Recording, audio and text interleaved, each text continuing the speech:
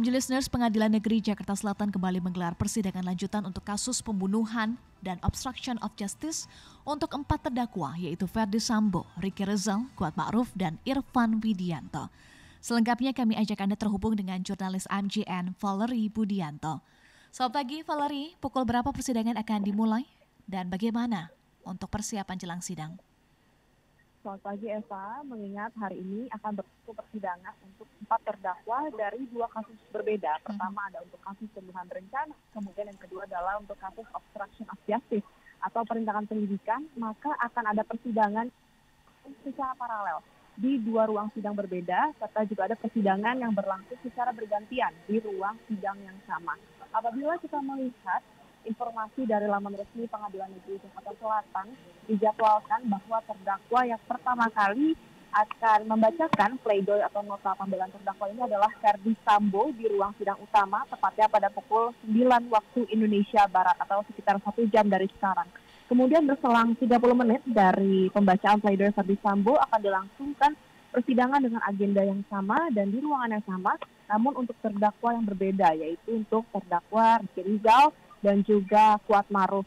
Sementara pledoi dibacakan di ruang sidang utama secara paralel, sidang juga dilangsungkan di ruang sidang ketiga.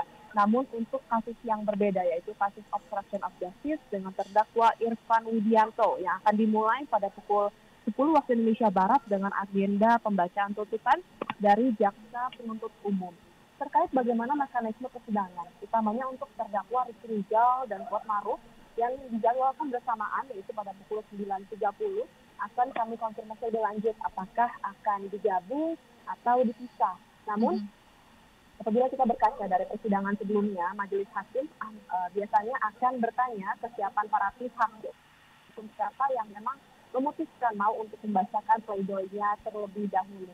Kita ketahui bersama Eva bahwa pekan lalu Ferdy Sambo, Ricky Rizal, Kuat Ma'ruf ini sudah menjalankan sidang tuntutan yaitu pada hari Senin dan Selasa 16-17 Januari 2023, di mana dari hasil JPU ini menuntut Ferdy Sambo dengan pidana penjara seumur hidup karena terbukti secara sah dan meyakinkan melakukan tindakan pembunuhan berencana yang diatur dalam pasal 310 KUHP dan juga pasal penyertaan yang diatur dalam pasal 55 ayat 1 ke 1 KUHP. Kemudian juga Ferdy Sambo ini dituntut dengan pasal 49 dan juga pasal 33 UU ITE sehubungan dengan kasus obstruction of justice.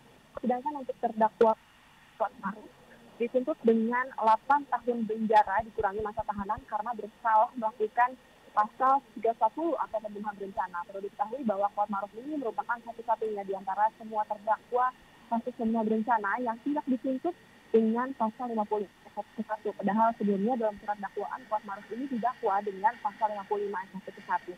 Kemudian untuk terdakwa berikutnya yaitu Ricky Rizal, jaksa penuntut umum menuntut dengan 8 tahun penjara dikurangi masa tahanan dan dijerat dengan pasal 310 junto pasal 55 ayat 1 ke 1 KUHP. Disebutkan dalam tuntutannya bahwa tidak ada alasan pembenar maupun alasan pemaaf yang bisa diterapkan terhadap ketiga terdakwa dan justru ketiganya mendapatkan hal-hal yang bisa memberatkan dakwaannya. Kemudian untuk persiapannya hari ini mengingat kemarin dibacakan agenda dari jaksa penuntut umum, maka hari ini pihak kuasa hukum akan menyampaikan pledoinya atau nota pembelaan terdakwa. Kami sudah berusaha untuk menghubungi kuasa hukum dari masing-masing terdakwa hari ini. Dan dari kuasa hukum Ferdy Sambo, Rasa Malari Tonang ini menyatakan bahwa hari ini pihaknya menyiapkan 2 pledoi. Jadi akan ada 2 pledoi yang disampaikan. Yang pertama disampaikan langsung oleh Ferdy Sambo yang merupakan kliennya dan juga satu lagi akan disampaikan oleh pihak kuasa hukum. Mengenai pledoi pribadi Ferdy Sambo ini, Rasa Mala mengaku pihaknya tidak ikut campur dalam perumusan pledoi karena akan bersifat personal. Dan dalam pledoinya ini, Ferdy Sambo akan menuangkan perasaannya dan akan memaparkan apabila nanti memang ada hal-hal yang menurut penilaian pribadinya berbeda antara yang dialami dengan fakta-fakta yang terkuak di persidangan. Kemudian juga diketahui selama ini Ferdy Sambo ini selalu mengakui bahwa memang ia bersalah telah membuat skenario dan semata-mata hal tersebut dilakukan karena martabatnya dilakui, yaitu dilukai maksud kami karena memang disebutkan oleh Ferdy Sambo istrinya Putri Candrawati ini mengalami pelecehan seksual dilakukan oleh Brigadir Yosua Huta Barat. Sedangkan untuk pledoi yang dibacakan dari kuasa hukum akan bersifat berbeda karena sifatnya akan lebih teknis. Dia akan membahas menangkis tuntutan JPU serta melakukan pembelaan berdasarkan fakta-fakta dan juga rumusan hukum yang terkuak di persidangan selama 3 bulan ini, di mana diharapkan melalui pembacaan pledoi ini dapat meminimalisir, dapat mengurangkan masa hukuman yang diberikan kepada kliennya, mengingat JPU kan menuntut kliennya dengan tuntutan penjara seumur hidup. Jadi bisa diprediksikan bahwa nanti kuasa hukum Verdi Sambo ini akan berusaha agar tuntutan yang dijatuhkan maupun putusan dari majelis hakim di minggu depan ini akan lebih meringankan atau lebih ringan daripada ancaman pidana penjara seumur hidup.